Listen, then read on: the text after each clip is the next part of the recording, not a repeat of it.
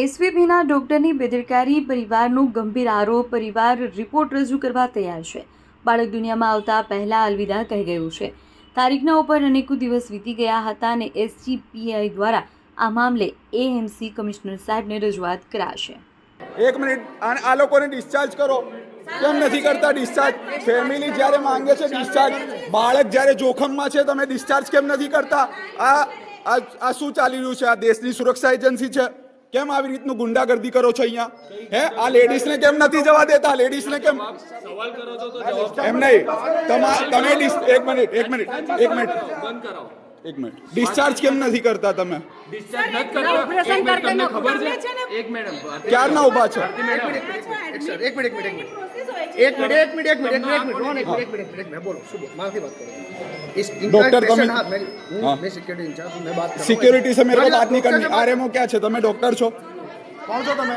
તમે કોણ છો? સલામતી સિક્યુરિટી અમારી જોડે વાત નથી કરવી. હટી જાઓ. ચલો બોલો, ડોક્ટરને બોલાવો. કોણ છે ડોક્ટર? આરએમઓ ને બોલાવો. શું દાદાગીરી ચાલે છે? કેમ ડિસ્ચાર્જ નથી કરતા? ફેમિલી અહીંયા હેરાન છે, બાળક જોખમમાં છે, ડિસ્ચાર્જ કેમ નથી કરતા? કોણે ઓથોરિટી આપી તમને?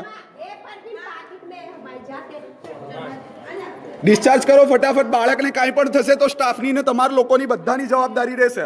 આ એસવીપી હોસ્પિટલની અંદર ફેમિલી હેરાન છે. આ લોકો બાળક ઇમરજન્સીમાં છે ને. હા બોલો.